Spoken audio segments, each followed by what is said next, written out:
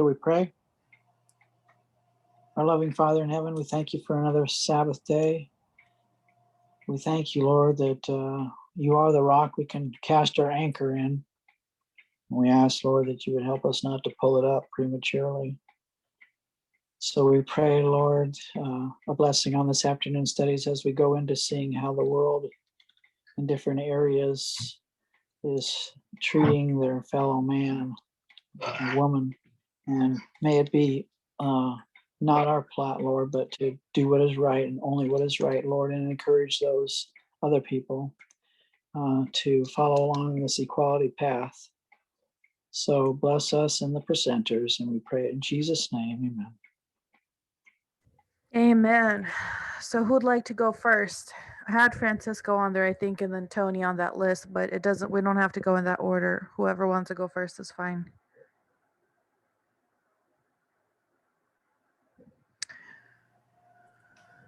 I will.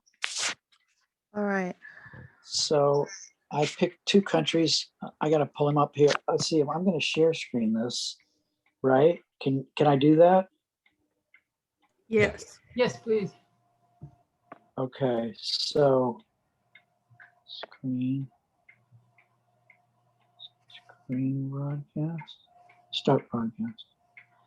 I picked two countries. Something close and something not so close. And so the close is is Mexico. And you'll have to stay tuned for the not so close one. So I just followed the template that Adriana gave us about a brief history, the dominant religion, religious history, and sexism / equality. And they're not long, but here we go. So Mexico, our brothers and sisters to the south. Mexico was the home of many great civilizations, including the Olmec, the Maya, the Zapotec, and the Aztecs. For over 3,000 years before the Europeans arrived, these civilizations flourished. The Olmec civilization lasted from 1400 BC to 400 BC, followed by the rise of the Maya culture. The Maya built many large temples and pyramids. The great ancient city of Teotihuacan was built between 100 BC and 250 BC. It was the largest city in the area and probably had a population of more than 150,000 people.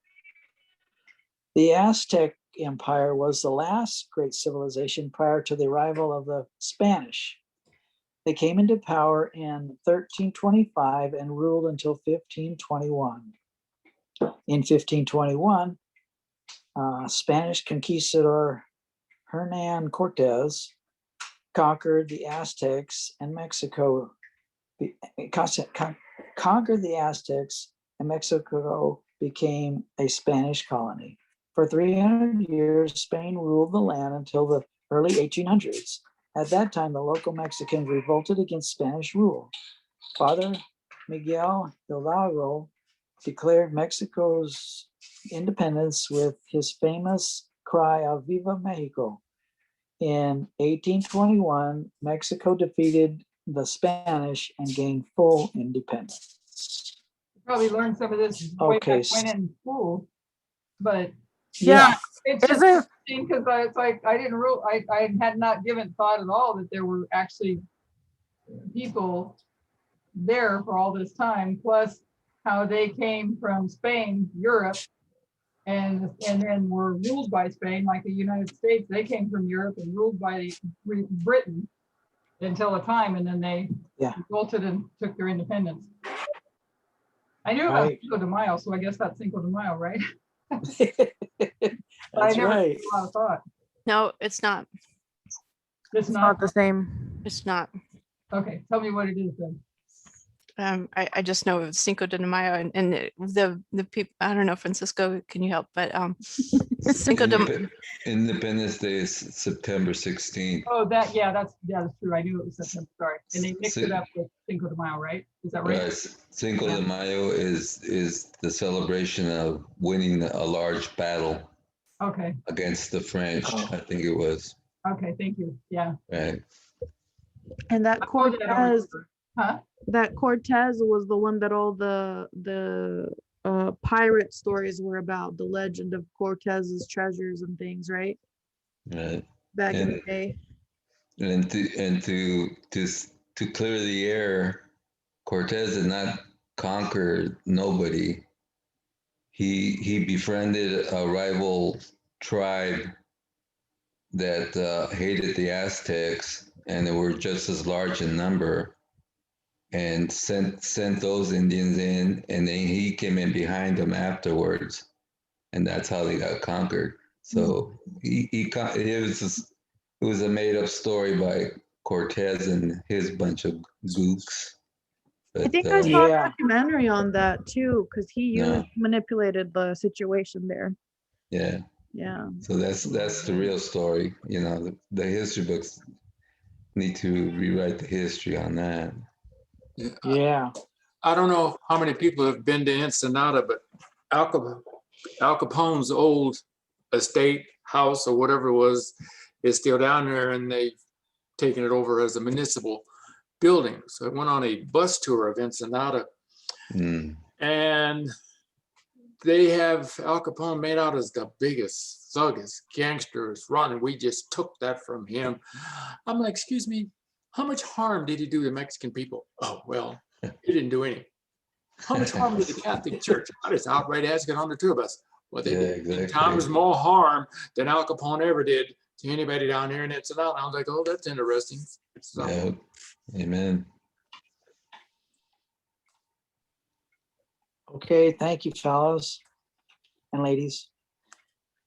So, okay, so we're up here to the dominant religion, and I like this little graph I found showing that 82.7% are Roman Catholics. Not surprising, since the Spanish were there killing everybody and didn't want to be Catholic. And there's very small percentages. There's even Jehovah Witnesses though down there. I guess they're going everywhere. I don't see Adventists there. We must be the other. So Catholics is the dominant religion. They do have Adventists down there, but they're really fearful, because when you talk about against the Roman Catholic Church down there, it's a fighting offense. Yeah. You know, kind of thing. So you kind of keep it underneath your vest that you're a Sabbath keeper and not a Sunday worshiper, kind of thing. I see. Yeah, according to my Yeah. dad, because he used to travel down there and preach down in Mexico all the time. But Wow.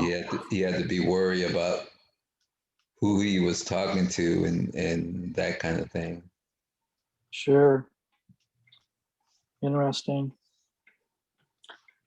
All right. So the religious history, this really goes into some stuff. So I'll just lay it out. And if anybody has any better light on it, let me know. 1600 BC to 350 BC, the Olmec culture, they were a polytheistic society. Their religion centered around 8 gods: the Olmec dragon, the bird monster, the shark monster, the banded-eyed god, the maze god, the rain spirit, the weird jagger, and the feather serpent. So polytheistic. 1800 to 250 BC. So they see there's overlapping cultures here. Mexico's a decent sized country, and so there was lots of room down there for different cultures. The Mayas, they were also polytheistic and worship 165 different gods. And then that 700 BC to 1521 AD, so the Zapotec culture, like most Mesoamerican religion systems, the Zapotec religion was polytheistic. Two principal deities include, I don't know how to say, Cosiego, Cosio, Yeah, Cosigo. Cosigo, the rain god, similar to the Aztecs' god of Tlaloc, and that guy, Kohiani, the god of light. Yeah. These deities, along with many others, centered around concepts of fertility and agriculture. So now you have from 1345 AD to 1521 AD is the Aztec culture. And that religion was polytheistic also. Each god represented different important parts of the world for the Aztec people. And then in 1521, Catholicism seemed to be what took over. Okay, so sexism and equality in Mexico. I've traveled down there a number of times. I mean, when I was young, I was like 20 years old. I drove down there for a month by myself and had some crazy experiences. I love Mexico. I grew up in Southern California, and I had friends actually down in Ensenada that were Mexicans, and I'd go down there and visit them and different things. So I wanted to move down there. I told my dad I wanted to be a foreign exchange student. He looked at me like I was crazy. So sexual assault. The National Institute of Statistics and Geography in Mexico reported that almost 3 million sexual attacks ranging from rape to groping or other forms of sexual harassment occurred between the years of 2010 and 2015. 3 million. Somebody could do the math, how many million a year that is. Femicides in Mexico increased 10% between 2018 and 2019, and from 7 a day in 2017 to 10 per day in 2019. So a total of 1,006 cases were officially reported, and that's Wikipedia information. Sex discrimination in employment, pay gap. In 2019, women were paid 18.8, so 19% less than men, based on median full-time earnings, slightly more than the OECD average of 13%. I don't remember what that OECD is, but we can just say that it's a lot less. In one report, executive level women earned up to 22% less than their male counterparts. And tertiary degree women who work full-time are paid, get the 66% of men's earnings, 9% lower than the OECD average. So there's quite a bit of a gap there in pay. Occupational segregation by gender.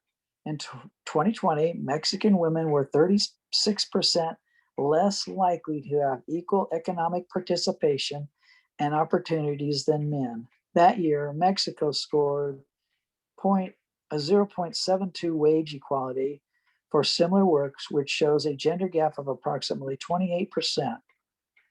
Women are 28% less likely than men to receive an equal wage for similar work. You can see that's from this magazine, Economy and Politics. Next is fewer than half of working age women aged 15 and older in Mexico participated in the labor force. Fewer than half. In 2019, 44% of women were in the labor force compared to 78% of the men. So it's like less than half of the women and more than 3/4 of the men. 75% of women college graduates do not have a paid job in the formal economy. And that really surprised me, because you think if you're a college graduate, there's a no-brainer. You're gonna find a job somewhere. So I don't know if this is due to discrimination, or is it they're raising families? But it's a whole heap of people that are college graduates that are not really taking advantage of that hard-earned degree.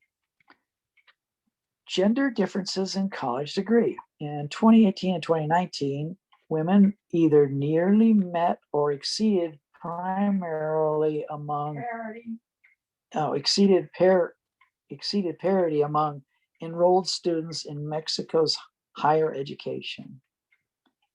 In 2018 and 2019, women represented 49.5% of students in bachelor's degree programs, compared with 50.5% of men. Very close. In a postgraduate program, women comprise 52% and of the students, compared with only 47% of men. So it seems like the women are doing really well with the amount of that are going into these higher degrees. But then we saw earlier they weren't able to use them for whatever reason. 1 out of every 200,000 entry-level women will reach the C-suite, CEO or CFO in Mexico. 1 out of every 200,000. In 2018, the percentage of women in entry-level positions was 37%, and just 10% in executive committee positions. So you can see there's not hardly any of them getting into these positions.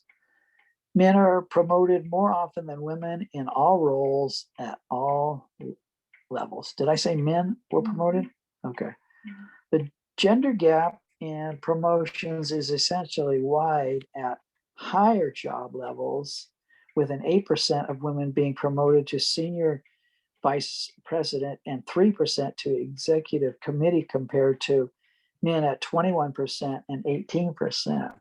So that's quite a difference in those two there.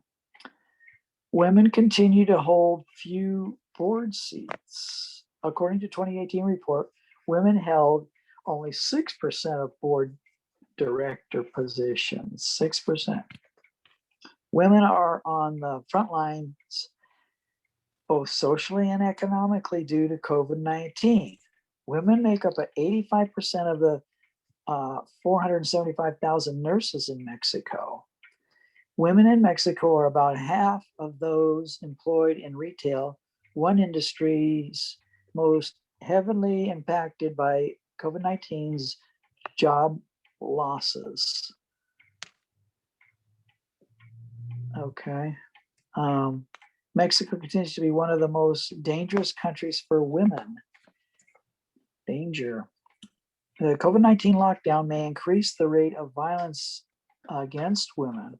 During the first 3 months of 2020, over 900 women were murdered, with 244 of those considered gender-based murders. This is who it was from, the Catalyst group. And it's been around for quite a while, this Catalyst group. So that's pretty much the end of what I had come up with for these people. And it wasn't any real surprises to see the disparity between the two in different areas. The only thing that surprised me was that they had more college graduates, a high degree, a high percentage of college graduates and women going into these higher degrees. So I guess that's a good thing. You got to have an education to move forward. Okay, so that was my Mexico. Is there any questions on that? No, that was really Very sad. good, I mean, the women are just, 900 women were killed since COVID-19. Yeah, That's crazy. that is. That's horrible. And also the drug issue down there, they find lots of women and male too, but lots of women are killed in the middle of that drug war that's going on down there. We saw a documentary on it. Oh, It's so just terrible. They sad. found them in ditches, gutters. It's just sad. Yeah. When I think about all the issues over the wall, build the wall, and I've talked about this before, I have family members that support all that. if they would get out of, I mean, it's embedded in their minds that these people are coming up here to live off of the United States instead of looking at why those people flee where they're at and looking at these women and bringing their children, trying to get their children into the United States. And when you talk about Yeah.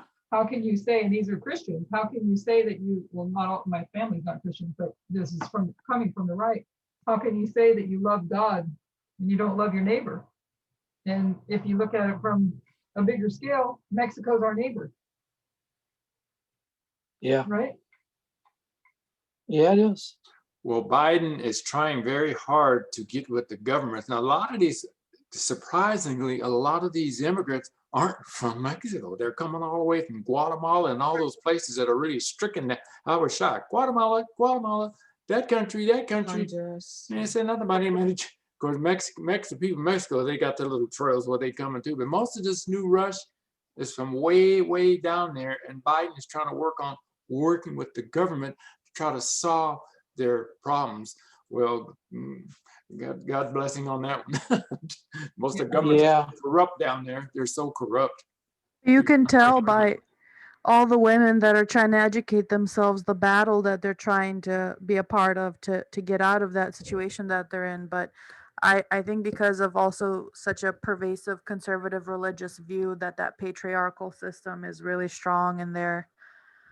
Yeah. And you don't find a lot of free I was gonna kind of connect back to Millerite time, but there is a ability to think outside of religion here in the United States, and a lot of this equality stuff kind of came along with that, because if you're in conservative religious systems, that's not something your thinking would lead you to. But because of in the South how everything is still super religious, not like here in the United States, it's so much worse because of the conservative patriarchal part of it. And also the cartels and the human trafficking are super bad. On top of that, the corruption of the legal system makes it so that you can never win anything. So they're able to get educated, but even with the education, they still don't get the benefits of the male counterpart. Yeah. It's a difficult struggle. So it makes sense why there's a lot of, because I think that's what it is. You get as educated as you can in Mexico, and then if you can come here illegally and get your credits transferred, then here you might be able to get a job with that education. You know what I mean? Yeah. So I don't know. Yeah.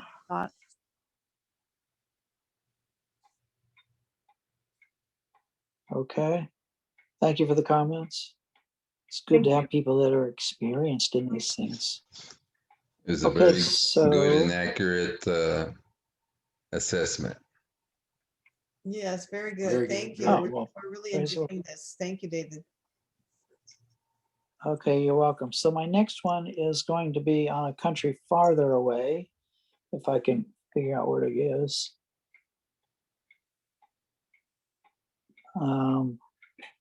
Cyprus? It's what was it? I don't know what this was. Oh, that was a different one I was doing. Oh, Cyprus. Yes. What am I thinking? Thank you. Okay, so everybody knows where Cyprus is, right? Acts 27. Yeah, we all know that well now, I think. Okay. I just thought it would be an interesting one to come up with, although in my research here, not once do they mention Paul and Christianity. I mean, Paul is helping them to start in Christianity. But anyways, so here's the arrow and the map is showing you where Cyprus is, and it's right there north and west of Israel in the Mediterranean there. Pretty little island. And it's been, we'll show you in here, it's been in conflict constantly since probably before recorded history, just because of its location. So here's the brief history. Cyprus is an island country located in the Mediterranean Sea. The population is only 1,179,000. The island was part of many great ancient civilizations, including the ancient Egypt, I really didn't know that, Persia, ancient Greece, and the Roman Empire throughout its history.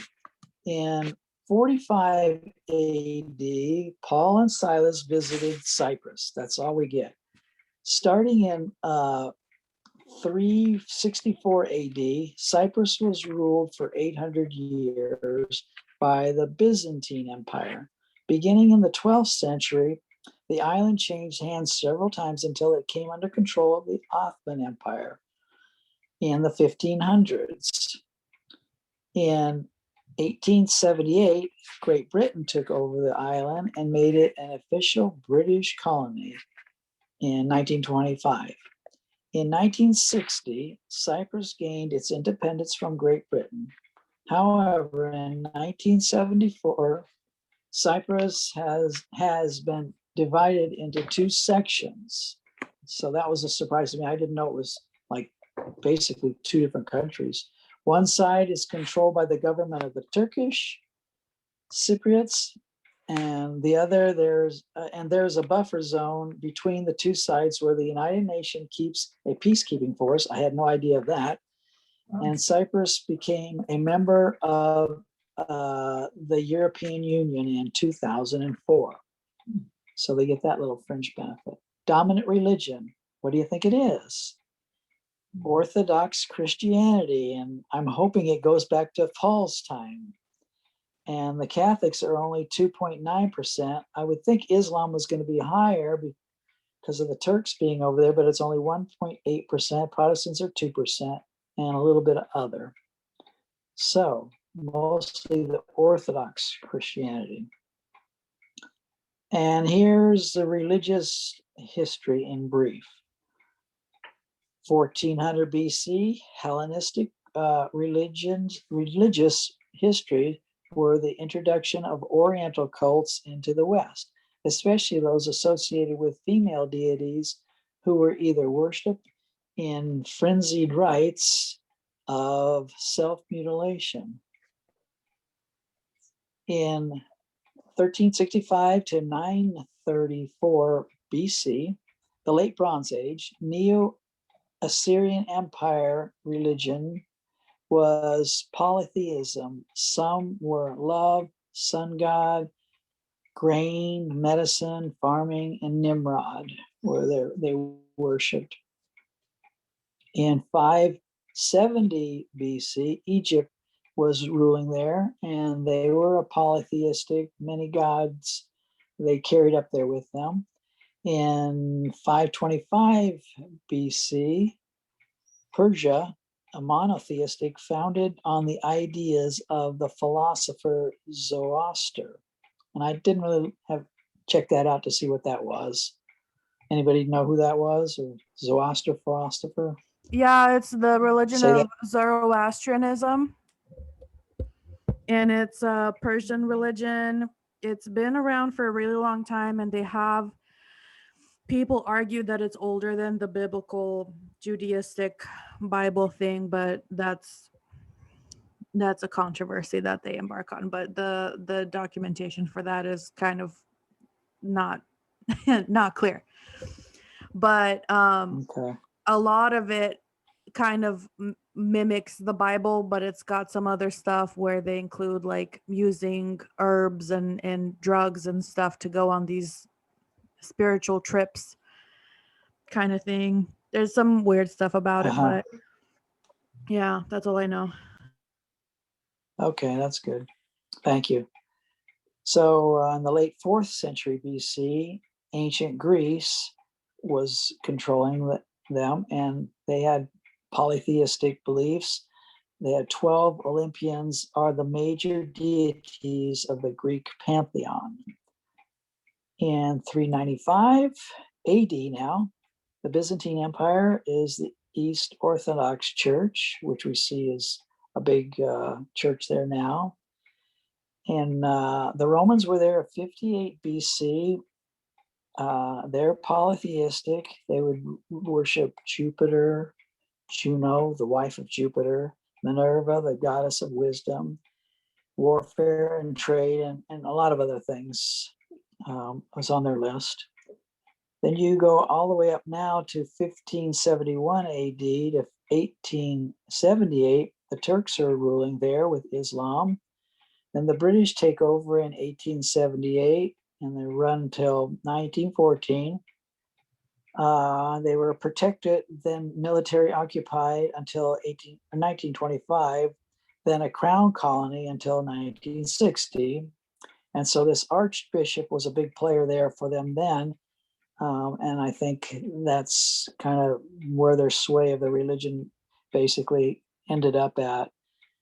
And also he became the first president, this Archbishop Macarios III.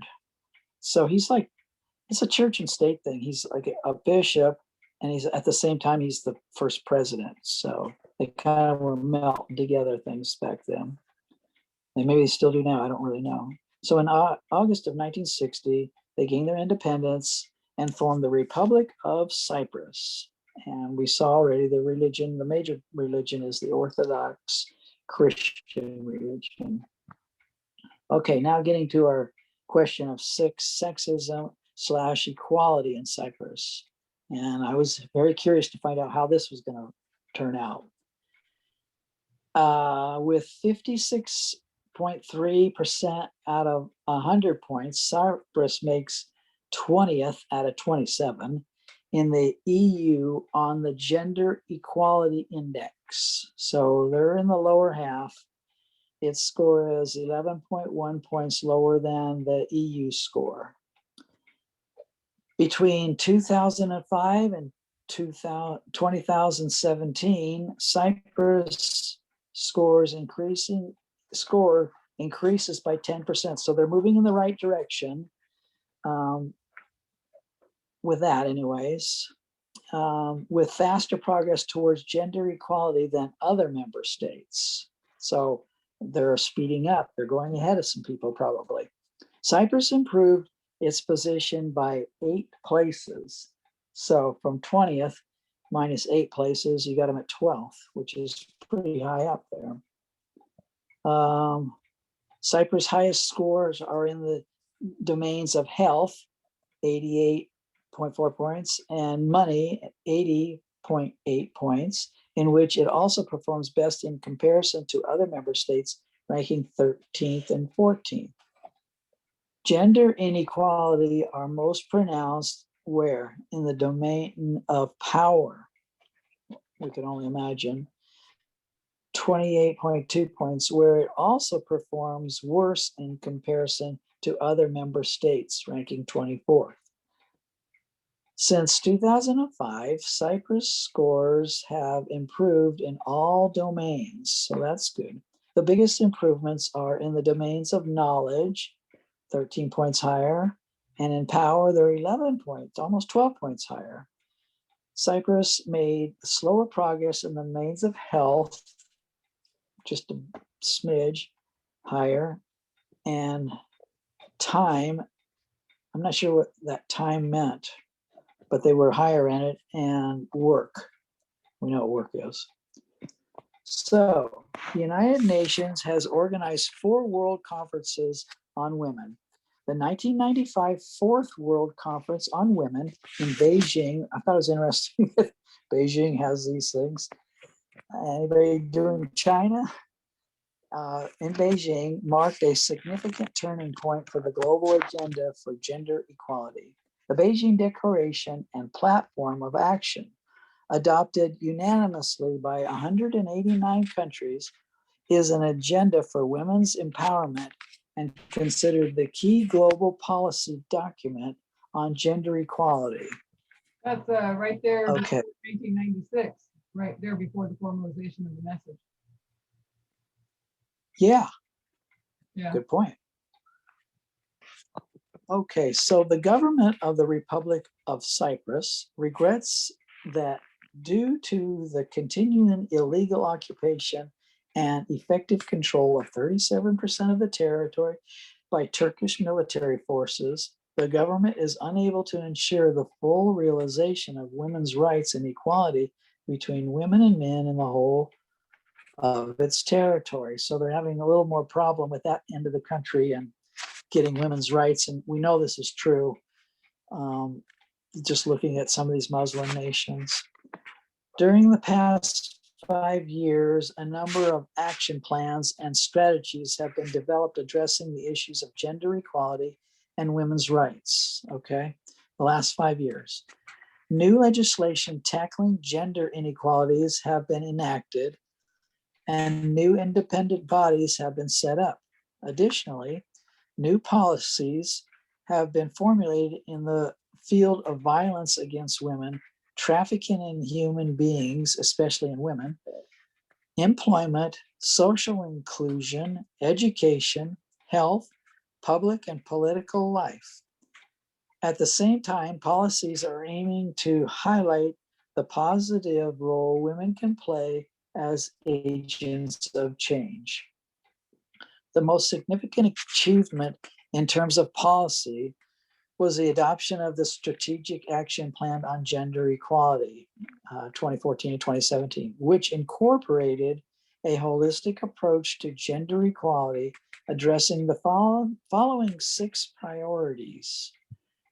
Administrative reform, improvement of the legislative framework, balanced participation in decision-making posts, combating violence against women, economic empowerment of women, and elimination of social stereotypes and prejudice. That's a good one. Try to eliminate stereotypes and prejudice. That's an uphill battle. Okay, now violence against women and girls, the shadow pandemic. The statement is by this director of the UN Women, executive director of UN Women. I don't know how to say her name. The date was April 6, 2020, so it's relatively new. With 90 countries in lockdown, 4 billion people are now sheltered at home from the global contagion of COVID-19. It's a protective measure, but it brings another deadly danger. We see a shadow pandemic growing of violence against women. More countries have reported infection and lockdown, more domestic violence. Helplines and shelters across the world are reporting rising calls for help. Helplines in Cyprus have registered an increase of more than 30% in their calls.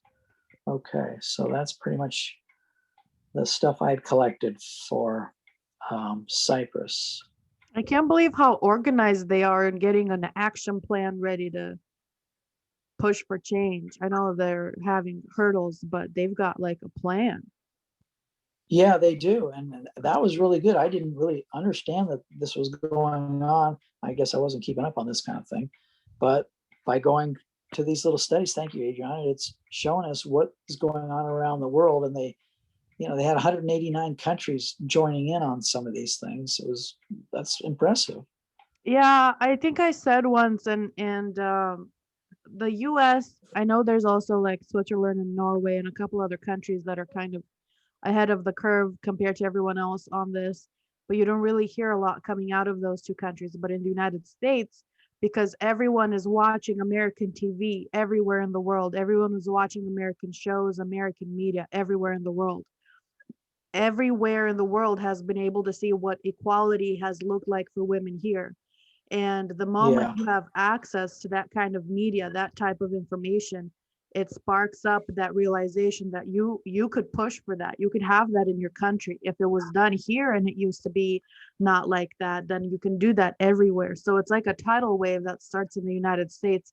And because of the information age that we're in, the media, it ripples out everywhere. That's why I said I couldn't believe in Romania they're having all these what is it called, demonstrations and parades and stuff for gay rights. And I never would have thought like they'd be in lockstep with the United States this soon, when communism just barely fell and they barely got a foothold on anything. but because of the media, it happens so fast. Yeah. Yeah, I can see that now that you mentioned that. Everybody who is watching American TV, and because I thought, wow, this is insane how much, first of all, the George Floyd thing, everybody in the world was like into this. And I'm thinking, wow, they must be looking on the internet. Well, I guess they are looking on the internet, but it just shows the influence and the responsibility we have in this country is huge. It's not Trying just to the, lead people to, if you're from another country, you would likely know this. I don't think people in the United States realize this, but if huge things happen in the US, they're always reported in the news and in the media in all the other countries in the world. Almost always. I'm sure China would Yeah. like to not do that because they don't want to give the US. They'll usually do it if it's something that makes the US look bad, kind of a thing. And I'm sure in Russia it might be similar. But for the most part, you know, there's a split in every country between liberal and conservative mindsets, and those liberal ones will take those huge movements of equality from the US. They always play. When I was little, we had Tom and Jerry and American channels on television. You know, they are playing all the time American media on television stations all around the world, everywhere. wow. And now phones, internet, you don't even have to go searching for it. It'll pop up on the channels when you're scrolling through it in other countries. The United States Mhm. is the center of a lot of attention. Yeah. For good or for bad. But you know what? When you think about it, and the rain falling on the just and the unjust, and you know, plowing the different nethonyms and all, this is one tool God is using to use so they can see the two different streams. And you can They see, got to make up their minds. the United States has the power and the influence to be an influence for good. Yeah. Influence the world with. The other thing is, because the platform of information is so abstract and it exists purely in the electronic form and the airwaves and the air, there is no such thing as borders there. There are no borders. You don't need a visa to go look at the media of Yeah. another country. So on social media right now, a lot of content is taking the shape of just like educational videos or documentaries where you can have subtitles, and every single country now can share with each other all the stuff happening everywhere. So information has kind of guided us towards globalism and not nationalism. They had said when I remember Yeah. when I read on Arab Spring, and then some of the other things, some of the other ones ensued in all those battles, that it was social media that that brought, not social media being the cause, but social media is where they got their cause out and brought about the Arab Spring. When There's a, people saw the atrocities of what were going on. but there's a lot of countries that have blocks on their internet too, right? Yeah, I think China is a big one, I think. Yeah, but you get a VPN Yeah. and they know to do that, and it's really easy to get around that. Okay. And Okay, cool. you can make it seem that your computer is in any country in the world. It's just a small little price. Everyone in China has to do it. I'm pretty sure a lot of people in Russia have to do it so that the government isn't continuously spying on them. But they have a lot of restrictions in China, I know, and pretty much everyone there has to have a VPN if they want to look at anything other than, you know, what's China stuff. People get around it. For the a VPN is a virtual private network. So your computer has an ID and it says that this computer is located at this address in California in the United States of America. Virtual, is it private or proxy network? I can't remember what it stands for. Basically, you can make it seem that your computer is in a different country. And so then you have access to all the media in that country that you wouldn't normally have access to if the internet or the sites from that country thought that you were here in the United States. So if you're in China, the what's it called, the cell phone companies, the internet companies, they have restrictions on what people can search there, and the way they can restrict them is by using their proxy server ID. But if that ID says that, you know, that individual is somewhere else, like in the United States, now they can access all of that information. And it's sounds complicated, but to actually use it is super easy. You just pay a little fee every month, and then when you just open it up, you can go searching whatever you want. It's like searching the internet. It's super easy.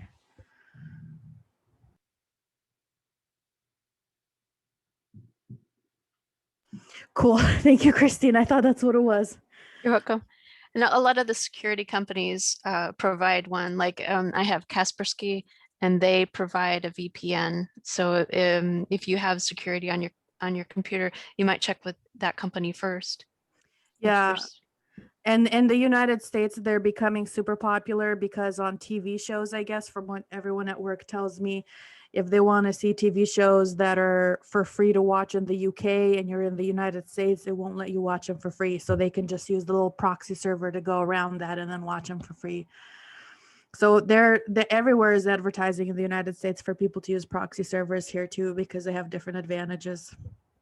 And also it's safer for people to not get your personal info. If you pay your bills online and someone gets into your computer and hacks it, you're kind of at risk for losing the login information and then money subsequently. So they're kind of a security measure that are pretty beneficial in general.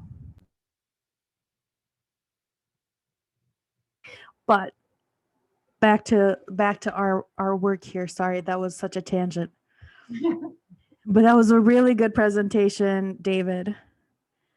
Very wonderful and to the point, and it was really easy to understand. So that was really good. Thank you so much. Most excellent. Okay, praise the Lord. Praise the Lord. That's the internet for you. Yep. And I think David, great. so. Who's next? I guess that would be me. All right. Okay, let me share screen here.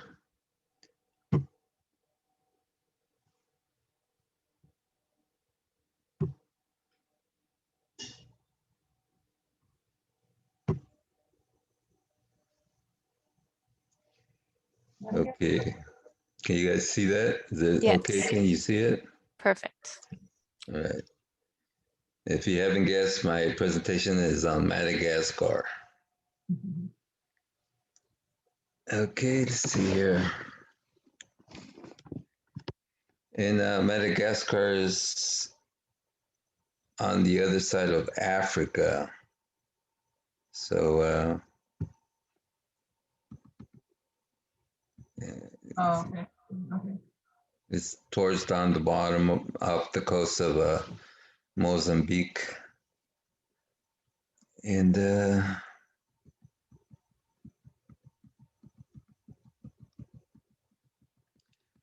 little brief history. Are there people there? Yeah, it's a pretty good sized country, or country, and it's kind of like I don't know, tropical, I guess, for lack of a better thing. It's not just lemurs and penguins. Yeah, well, it's There's kind of like penguins? the movie. No. No. I knew it was a tropical island. I thought it was too small for there to be people. Well, they had that movie Madagascar, right? Oh, yeah, One yeah. with the penguins. Yeah. Yeah, okay. All right. Sorry. Okay, let's see. It says archaeological investigations in the 20th century indicate that humans settled in Madagascar around 700 CE. And CE means common era,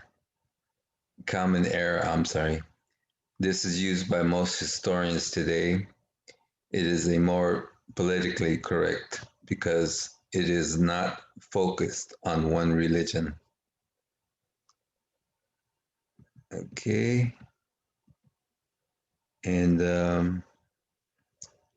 says although the island is located east of Africa, to the south near Malawi and Mozambique, the people speak a language called Malagasy, which belongs to Western Malayo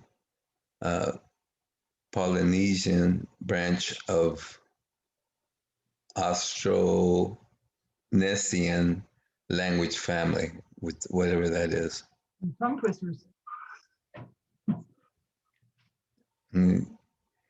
As people, the Malagasy represents a unique blend of Asian and African cultures, features around nowhere else in the world. And it talks a little bit about the government, which is a democratic republic. And the two languages are French and Malagasy. And the dominant religion is Christian, which was kind of surprising to me, being, part of Africa kind of thing. And the other one is the indigenous believer, which is 52%. They're honoring their ancestors. And the Muslim religion is 7%. And it's got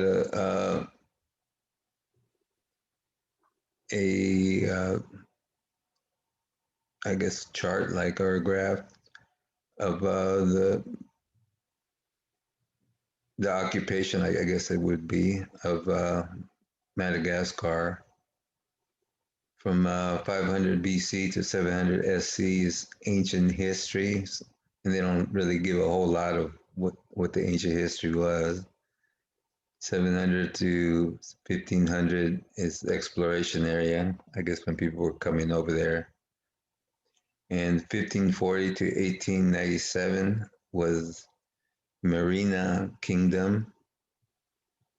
1882 to 1897 was French protectorate.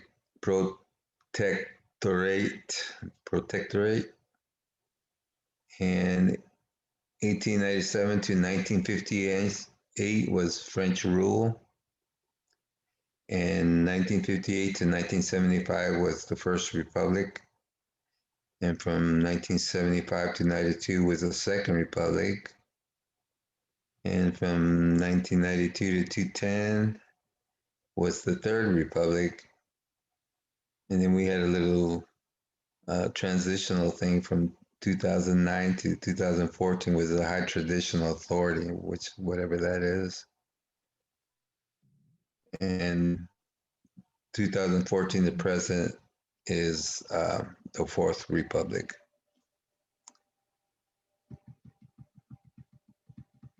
It's interesting because I remember when you showed where it was on the map, because I remember looking at that area in Africa because I was looking up where Reunion is, which is which is French. And Reunion was just Right. east of there, much smaller. Yeah, there seems to be a lot of French countries in Africa. Yeah. That speak French.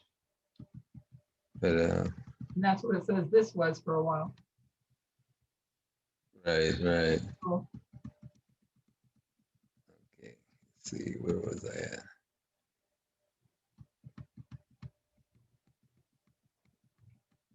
I think I lost my place here, but okay. Okay, Madagascar was an important part of the slave trade from 1810 to 1895. Okay, I didn't know that.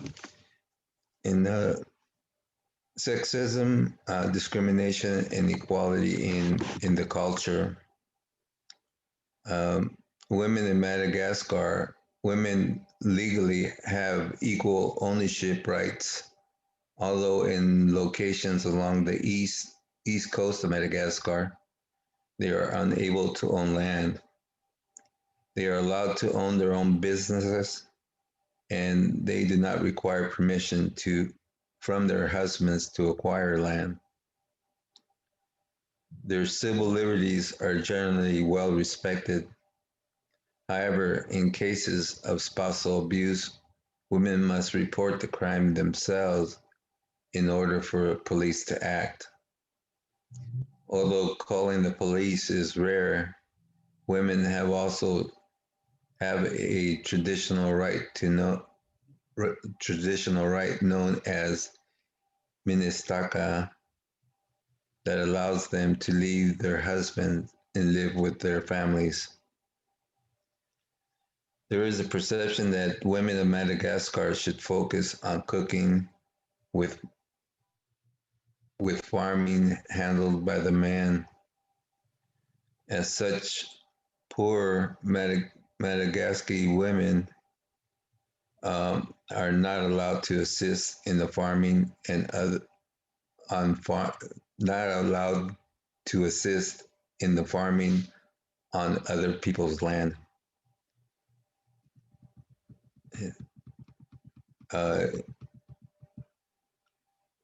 in divorce, Malagasy women traditionally receive a third of the property acquired during their marriage, with the husband receiving the remaining 2/3.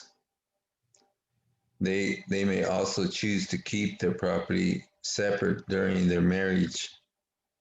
When the husband dies, a Malagasy woman who born a child receives half of the joint property. However, if the couple was childless, then the husband's family receives most of the inheritance. Well, that's messed up.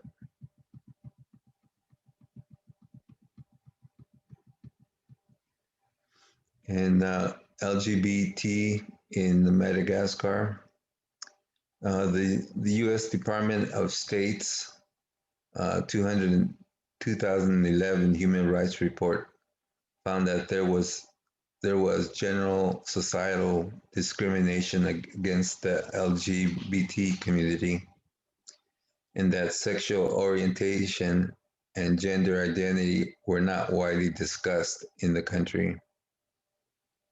With public attitudes ranging from tacit acceptance to violent rejection, particularly transgender sex workers.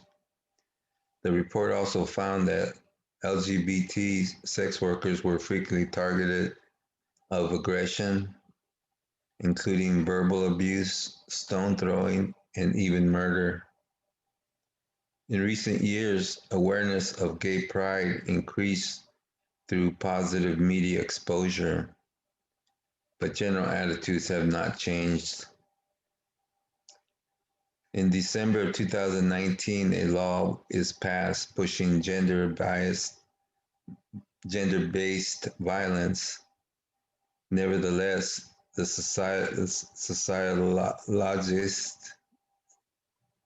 sociologist, and former president of the National Council of Women of Madagascar, Noro Vanao Zani, notes that Madagascar society is not ready to move on the rights of homosexuals.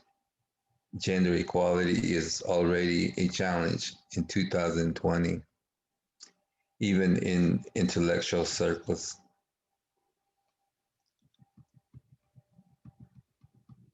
In 2020, a 33-year-old woman is arrested for statutory rape of a 19-year-old woman after her mother filed a complaint. A law punishes with imprisonment anyone who has committed an indecent or unnatural act with an individual of her sex under the age of 21.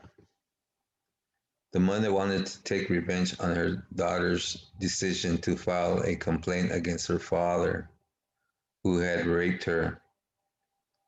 The campaign to support the couple was organized on social networks, while Noro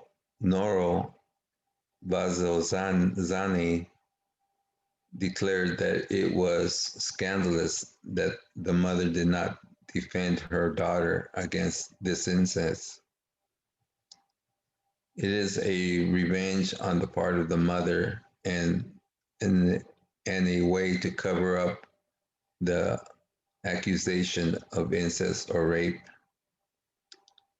On social networks, the couple supporters are victims of insult and death threats.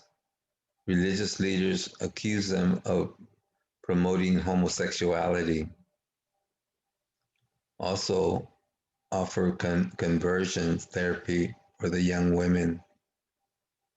Although homosexuality is not illegal in Madagascar, it remains as a sensitive issue, which is strongly condemned by the Malagasy society.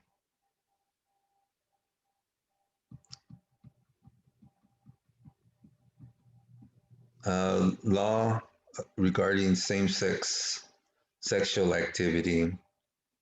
Same-sex sexual activity among persons at least 21 years of age is legal in Madagascar. That was surprising to me. I was like, okay. Because in a lot of the African countries, it's not legal.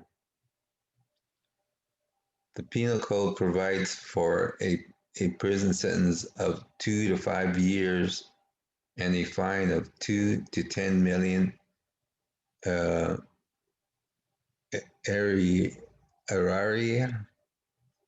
Anyways, $900 to $4,500 US for acts that are indecent or against nature with an individual of the same sex under the age of 21.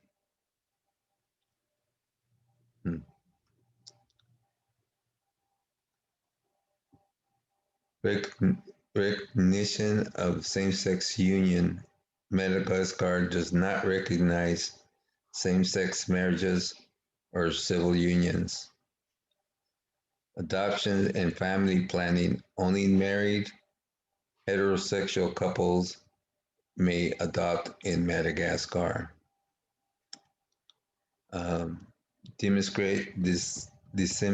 Discrimination protections. Oops.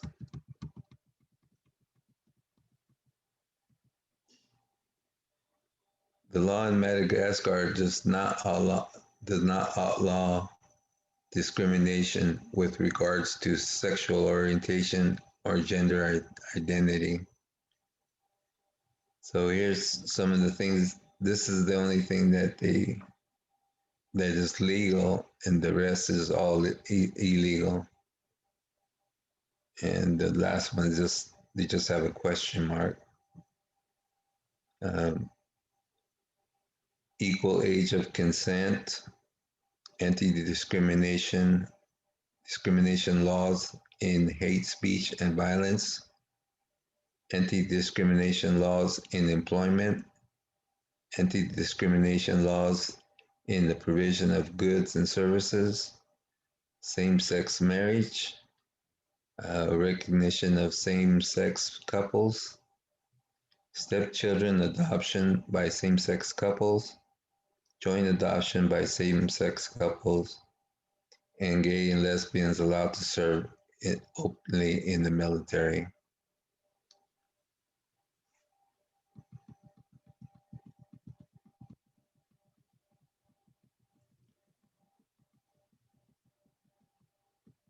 And right to change legal gender, there's no data on that. Access to IVF for lesbians, and I didn't know what IVF was. They didn't explain what IVF was. And commercial surrogacy for gay male couples, men IVF who. is in vitro fertilization. Oh, okay, cool. Thank you. Yep. men who have sex with men, MSMs allowed to donate blood. I'm not sure what MSMs must be some kind of I don't know. And that's all I have with Madagascar. They didn't have a whole lot of information. It's kind of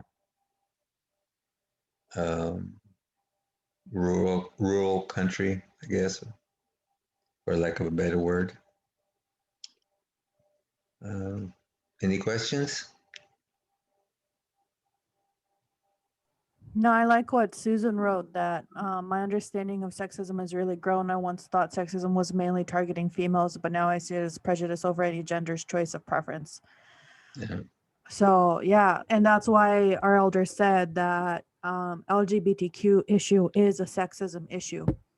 Right. So Right.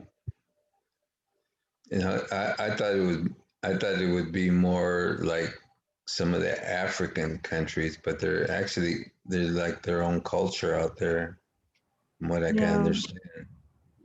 as far as Christianity making it out there, Protestant Americans, evangelicals, they have an initiative to spread the gospel in all of Africa and also the neighboring islands.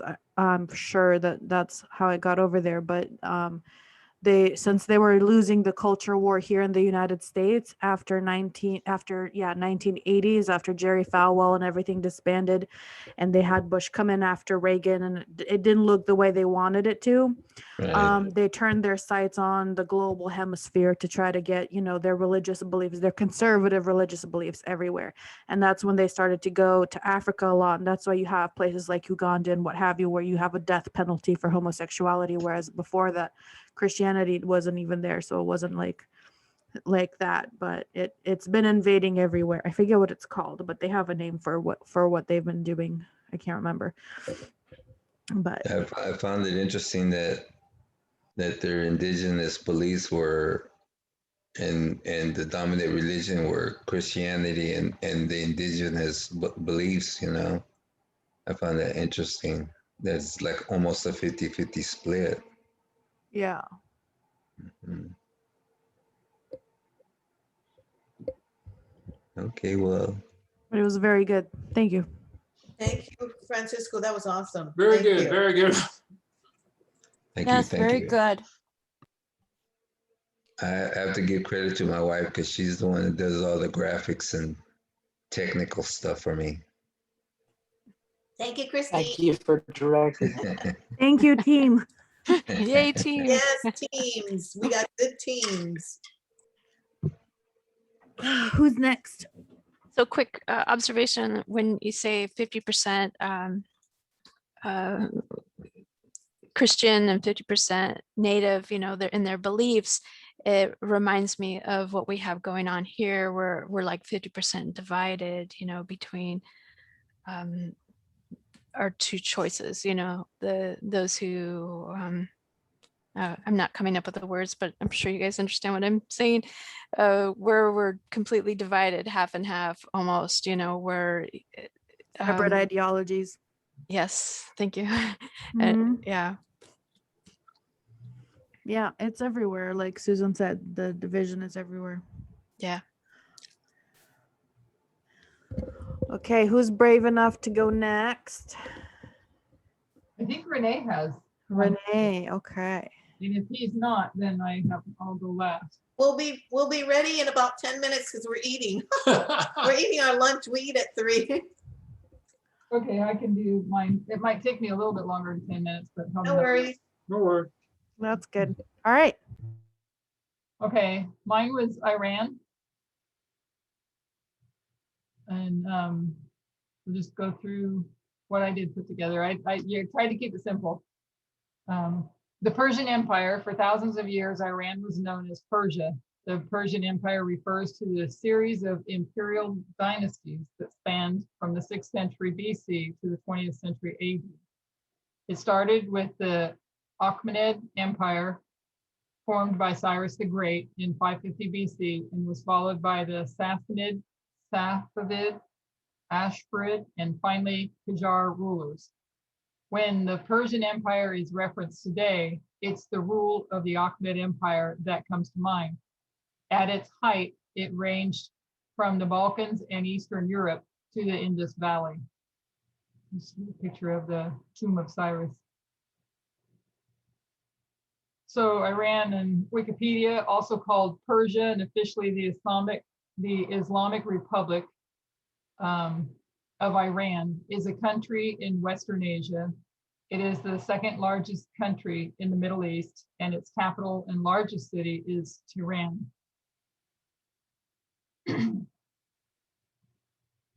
Iran is home to one of the world's oldest civilizations, beginning with the formation of the Elamite kingdoms in the 4th millennium BC. It was first unified by the Iranian Medes in the 7th century BC and reached its territorial height in the 6th century BC when Cyrus the Great founded the Achaemenid Empire, which became one of the largest empires in history and the world's first superpower. So I thought that was interesting, the world's first superpower. The empire fell to Alexander the Great in the 4th century BC and was divided into several Hellenistic states. An Iranian rebellion established the Parthian Empire in the 3rd century BC, which was succeeded in the 3rd century AD by the Sasanian Empire, a major world power for the next 4 centuries. Arab Muslims conquered the empire in the 7th century AD, which led to Islamization. That's a hard one to say for me, for some Islamization of Iran, and it subsequently becoming a major center of Islamic culture and learning, with its art, literature, philosophy, and architecture spreading across the Muslim world and beyond during the Islamic Golden Age. Over the next 2 centuries, a series of native Muslim dynasties emerged before the Seljuk Turks and the Mongols conquered the region. In the 15th century, the native Safavids reestablished a unified Iranian state and national identity, with the country's conversion to Shia Islam marking a turning point in Iranian and Muslim history. Under the reign of Nader Shah, in the 18th century, Iran once again became a major world power, though by the 19th century, a series of conflicts with the Russian Empire led to significant territorial losses. The early 20th century saw the Persian Constitutional Revolution, efforts to nationalize its fossil fuel supply from Western companies led to the Anglo-American coup in 1953, which resulted in greater autocratic rule under Mohammad Reza Pahlavi and growing Western political influence. I think that was the Shah or his father, but I think that was the Shah of Iran. He went on to launch a far-reaching series of reforms in 1963. After the Iranian Revolution, that was him. After the Iranian Revolution, the current Islamic Republic was established in 1979 by Khomeini, who became the country's first supreme leader. The government of Iran is an Islamic theocracy, which includes elements of a presidential democracy, with the ultimate authority vested in the autocratic supreme leader, a position held by Ali Khamenei since 1989, following Khomeini's death. Ayatollah Khomeini, did I say that right? Khomeini's death. The Iranian government is widely considered to be authoritarian and has attracted widespread criticism for its significant constraints and abuses against human rights and civil liberties, including the violent suppression of mass protests, unfair elections, and limited rights for women and children. Iran is a regional and middle power with a geopolitically strategic location. Iran is a founding member of the UN, ECO, OIC, and OPEC. It has large reserves of fossil fuels, including the world's second largest natural gas supply and the third largest proven oil reserves. The country's rich cultural legacy is reflected in part by its 22 UNESCO World Heritage Sites, the third largest number in Asia and the 10th largest in the world. Historically, a multi-ethnic country, Iran remains a pluralistic society comprising numerous ethnic, linguistic, and religious groups, the largest being Persians, Azerbaijans, Kurds, Mazandarans, and Lurs. Sorry about that. Let me see if I can get back out of here. Hang on 1 second. Okay, you got it back up now, right? Okay, so the religion, you can see that 99.4% is Islam. I'm not seeing it. You can't see it? Okay, hang on 1 second. I thought I did share screen and it popped up again.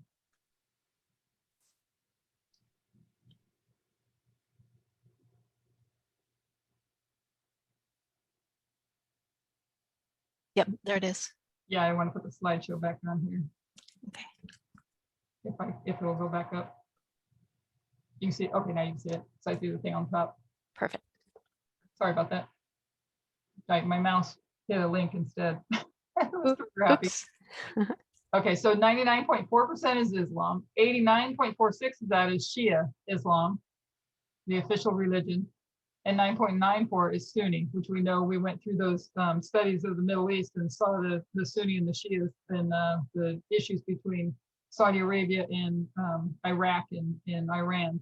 So only 0.4% Christianity. And somebody mentioned this, Zoroastrianism. Is that, I think that was Adriana, or you guys were talking about that. And I Yeah. know the word, but I don't know.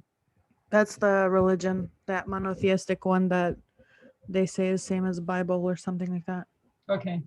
So Shia Islam, or Shiism, is one of the two main branches of Islam. It holds that the Islamic prophet Muhammad designated, I don't think we have to go through all that. We'll because we just want to get to the part with when we just got through the religion and a little bit of background. So I'm going to jump past some of that. Okay, so now women's rights in Iran.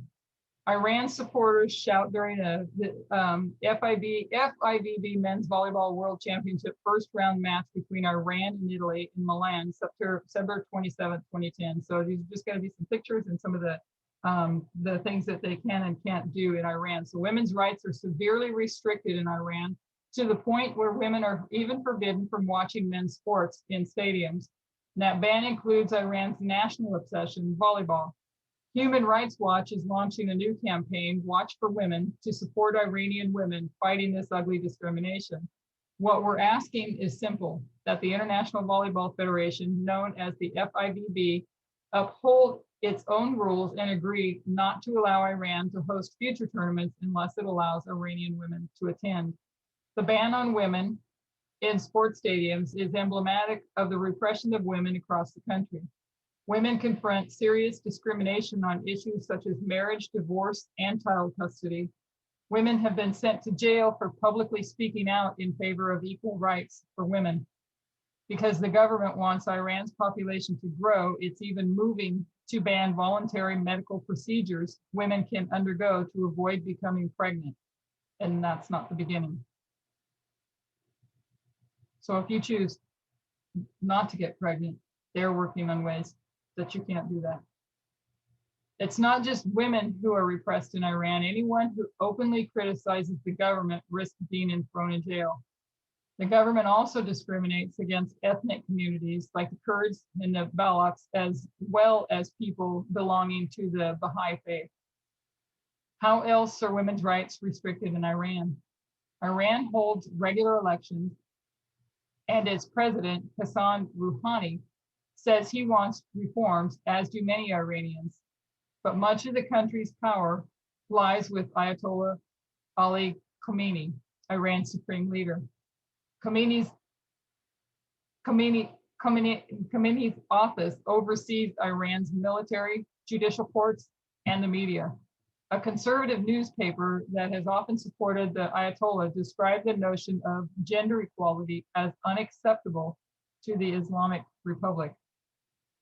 You see this played out across women's lives. Women in Iran are forced to wear the hijab, the headscarf worn by some Muslim women in public.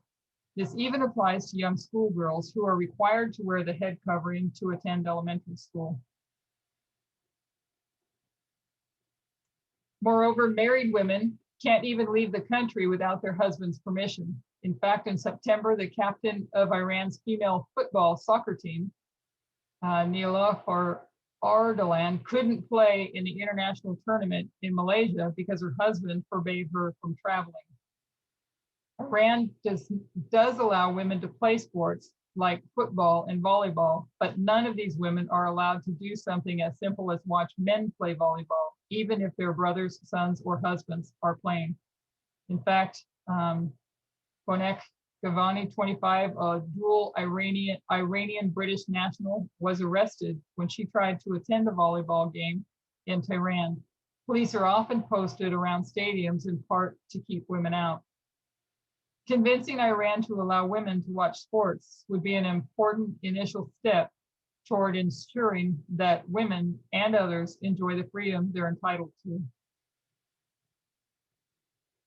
Iran isn't the only country that discriminates against women when it comes to sports. Saudi Arabia doesn't even let girls in state-funded schools take gym class.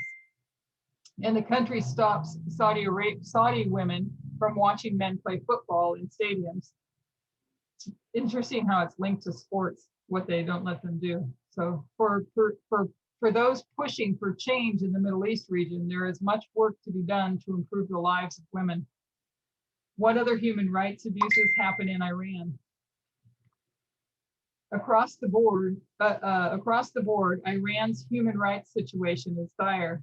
It's hard to say what tops the list of abuses, but there are severe restrictions on free speech in Iran. Iran is one of the world's biggest jailers of journalists, bloggers, and social media activists, says Reporters Without Borders. It's the kind of place where even a Facebook post could land someone in jail. Iran has unfairly imprisoned the Washington Post correspondent, Jason Rezaian, who is still behind bars. In Iran, people go to jail for insulting the supreme leader, president, or other government officials, something that should never be a crime. In May 2014, police arrested 4 young men and 3 women who created a video of themselves dancing together to Pharrell Williams' hit song, Happy, which went viral on YouTube. The charges against them included engaging in illicit relations. The death of a 14-year-old Iranian girl in a so-called honor killing sparks outrage. Iranian President Hassan Rouhani has called for new protections for women after a 14-year-old girl was allegedly murdered by her father in a so-called honor killing, sparking outrage in the country. Romini Ashrafi's father is suspected of killing her with a farming sickle after she ran away from her family home in northern Iran's Talesh country with a 29-year-old man. The semi-official Fars news agency reported. Police have arrested the teenager's father. Ashrafi's death has been widely covered by Iranian media across reformist, moderate, and pro-government news outlets. It's unclear whether the 29-year-old man will face criminal charges.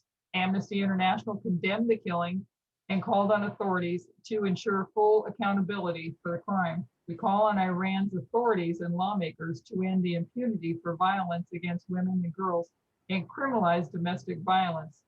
They must amend Article 301 of the Penal Code to ensure accountability proportionate to the severity of the crime without resort to the death penalty. Amnesty said in a statement on Twitter Thursday, according to the UN High Commissioner for Human Rights, Article 301 reduces punitive measures for fathers involved in so-called honor killings.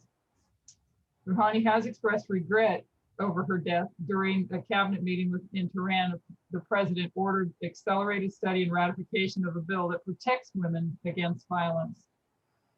Can I just say something really quick, because there's even within Islam there's a controversy going on because and I know this for a while. I can't find the right sources that I needed to, but just from a quick Google search, part of Muhammad's legacy, the Muhammad of Islam, was to end infanticide and establish explicit rights for women. Islam teaches that men and women are equal before God. It grants women divinely sanctioned inheritance, property, social, and marriage rights, including the right to reject the terms of a proposal and to initiate divorce.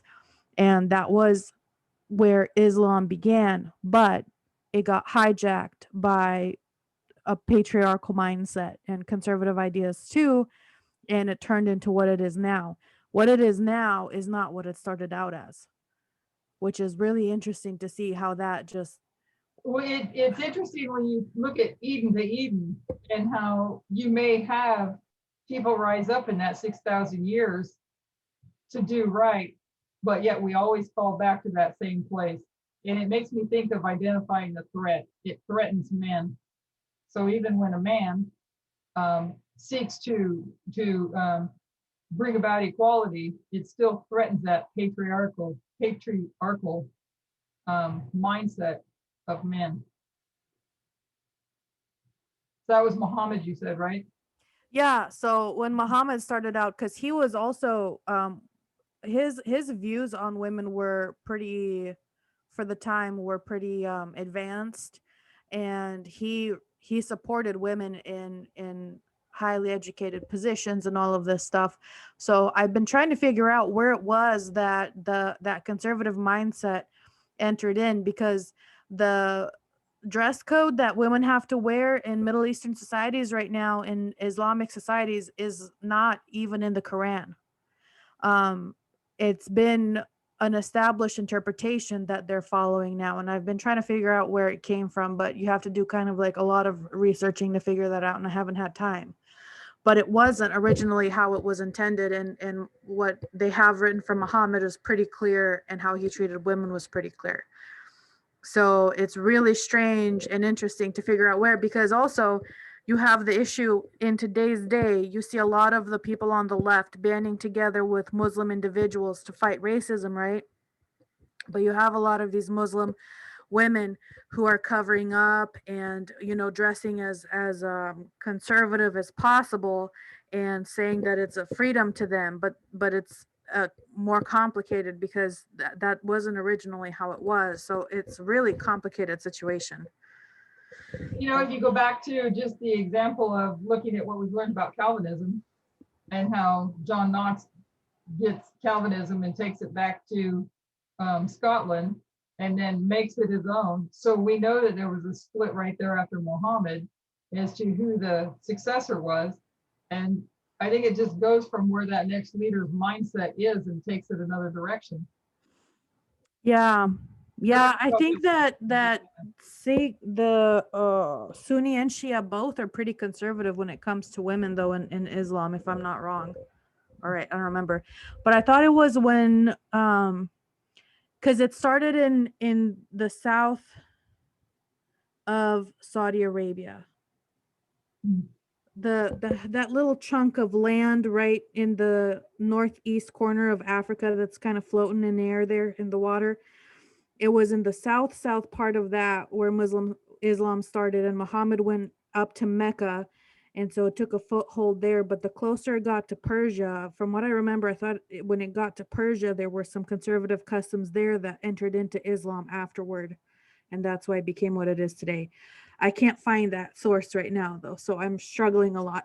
But it was just really, I thought it was interesting, because again, you want to do what Elder Tess said, is you don't want to be a bear false witness, right? So, and it's hard because even Muslims might not know their own history. It's really complicated, and bad mindsets have made a mess of everything everywhere. Right. So it takes an insane amount of research to figure out what happened. But it is interesting to hear that Muhammad himself, and he's not the only one in history, that there are those that came about and believed in equality. You know what I'm saying? Yeah, like the Shah. Yes, because they didn't have to wear the headscarves or any of that. They had a lot of freedoms when he was there, which has always, I haven't figured out why that didn't, why they were fighting. I know there are other reasons, other things that were going on. They thought it was autocratic society, I guess is what it was. I need to go back and review my notes on that. But I mean, the women had the freedom then. And then when the supreme leader came in, that's when it went totally strict. Well, because so you know how in the United States that hidden racism and patriarchism was hidden inside the heart of people, and you didn't see it until it just Yeah. became an open war externally. I think the same thing happened there. Because the more you see women empower women on TV, women as broadcasters, like you saw in Iran at that time, I'm sure it just kept causing more and more friction internally until, that whole situation with conservative Islam took hold. But the Shah surrounded himself with women. He thought they should get equal education, all of this stuff. I was blown away, when I saw that. But because of the American involvement with the Shah and the people couldn't, elect their own leader because the United States was finagling in there, they got irritated and kicked him out. And I think there were also some bad things, really violent things the Shah was doing that they didn't like, if I remember right. Yeah. But women were having so many rights there, and overnight to have to go back to, that kind of oppression, that's soul crushing. Yeah. And yeah, imagine at whatever age you're at, if you're a young woman or a young girl, it's totally changes the direction of your whole life. So this is the oppression of women in Iran. I'll look into how the oppression of women in Iran began and what is being done about it today. I don't think it'll go into quite what you were talking about. Women are greatly oppressed in Iran today. They have lost basic human rights, like the right to dress how they like or study what they desire in school. Some of these women are used to these traditions, and some may even support their oppression. Others, however, are choosing to make a stand for their rights. These women have realized that they deserve to be equal to men, and they are not going to stop fighting until they are. To begin with, there is a very complicated history of women's rights in Iran. The country started out around 6th century BC, and men and women both had very equal rights. However, by 5th century BC, the Islamic religion, I think that can't be BC, Islamic religion, because the Islamic religion wasn't until Muhammad, which was 80. So I think that was a typo. I didn't type it, I copied it. Yeah. So, okay, so however, by the 5th century, I think it's 80, the Islamic religion infiltrated Iran and took away many women's rights. This oppression lasted for a long time until the Shah family took control in 1925. Under the Shah rule, women were liberated. They were allowed to dress how they liked, attend school, work, and many other things. As great as this may sound, many families in Iran were not ready for this amount of change. Because this change was so drastic and many traditional Iran families did not agree with it, the Shah rule did not last long. The government was overthrown in 1979 and a new leader, it's like, I'm thinking of what you just said. Look at in America what we see. There are women, female supporters of Trump that some of us would cringe at the fact, how can you support that? But they live in that patriarchal society that they embrace and believe and support it. So from what I'm understanding here, you've got women that actually supported this being the way that it is, and they could not handle so much change at once. Because of the gender stereotypes have a lot to do with that. Yeah. So women would like to be covered up that way. And why is that? Well, it helps save them from male violence, because if there's anything showing, men can use that as an excuse to rape and hurt them. So to them, it's like a protection to wear these restrictive clothings. And the issue isn't, with having to be covered up or not. The root of the issue is patriarchal society and that violence, sexual violence. But that's too difficult to change. So for them, wearing those gowns is a protection to them. So they find safety in that, and I can see why they would like it. In the United States, women like the setup, that feeling of being protected by their husband and all of that kind of thing. You know what I mean? Yeah. It's a way that you grow up, that for a lot of women, they do like that, and that's nothing wrong with that, but you can't force that on everyone. Right.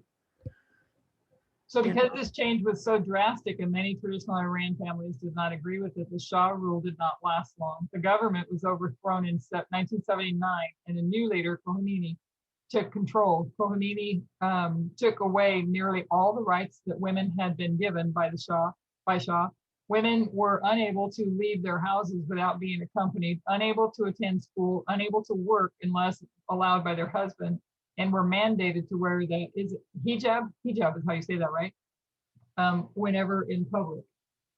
While some of these laws have become far less extreme, they are still implemented in some ways today. Today, Iran is still greatly oppressing women. Women can now leave the house without an escort, but they are still unable to leave the country or to even obtain a passport unless their husband allows it. As for schooling, women are allowed to attend higher education, but many areas of study, such as engineering or technological fields, are limited only to men. This is also the case in the workplace. Women are able to work if their husband allows it. Even if he allows it, they are only able to work in jobs that are open to women, which many are only open to men. Women are still mandated to wear the hijab and khador, is that the gown? And anytime they are in public, only showing their face. So how are women in Iran fighting back against their oppression? And how is the influence of social media helping them advocate for these equal rights? Masa Alanjet became the face of this movement for women in Iran when she removed her hijab while driving and took a picture. Alanjad simply wished to feel the wind in her hair as she had never been able to do so before. She then posted this photo on social media and women immediately rallied around it. This is the photo that was posted 5 years ago and sparked the feminist movement in Iran. As the image of Alanjad has captivated more and more attention, women in Iran have started other protests against their oppression. The most recent and largest protest is that of the Daughters of the Revolution. This movement consists of women standing on platforms in public, taking off their mandated hijabs and waving them around on sticks. These are silent protests that started in the capital city of Tehran and have spread far and wide. This has had a great response socially. Women are now more empowered to help not only themselves, but to help other women as well. Many women in Iran are facing punishments for standing up for themselves against this oppression. These punishments include beatings, torture, and prison time. More than 35 women have been violently arrested and prosecuted for acting against the hijab. One woman was held in solitary confinement and sentenced to 10 years in prison for being a part of this movement. Another woman who simply participated in a peaceful march in Tehran on International Women's Day in 2016 was arrested and sentenced to 121 days in an Iran prison. These women are being submitted to cruel and unusual punishment for the simple act of fighting back against wrongful oppression. These silent protests have been heavily influenced by social media. Many women take pictures and videos of themselves while protesting and later post them on social media. This viral spreading of information has led to women all over the country coming together to fight. Without social media, this movement would have never been possible, at least not at this magnitude. These women are relying on social media to empower and encourage others to take a look at what is happening to them and to reach out themselves. Another huge impact social media is providing for this movement is the education of people globally about the oppression in Iran. Many people elsewhere in the world are not aware of just how oppressed these women are, and social media is helping to inform them. Social media can be an extremely powerful tool, and these women are using it to their advantage. Amen. There you go. See? Yeah, because I knew that was what fueled. It was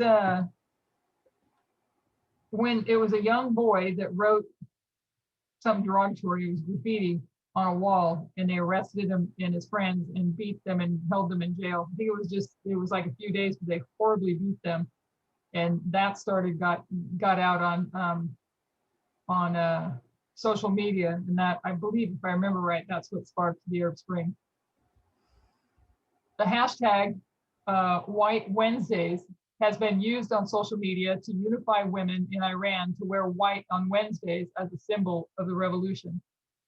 Kind of interesting when we were reading about white terror, right? This photo shows a woman participating in White Wednesdays by showing off her white headscarf. These women are fighting every day despite facing major consequences and punishments to simply gain equal rights. And we think we have it bad here, you know, in fighting for women's rights here. Seems so much worse. Okay, so they're fighting, let's see, despite fighting major consequences and punishments to simply gain equal rights. Some parts of the country, mainly the larger cities, are beginning to treat women better, but there is still so much change to be made. Social media has been a huge contributor in getting this movement as far as it is, and it will continue to be the driving force in continuing this movement. There are already clear signs that show this movement is making a difference. For example, Iran recently allowed women to attend a football game for the first time in 35 years. The things like this should serve as some hope to these women who are fighting. What they are doing is not for nothing. It is for great things to come. If these women continue to stand up for themselves and protest their oppression, as they have been recently, then change is sure to come.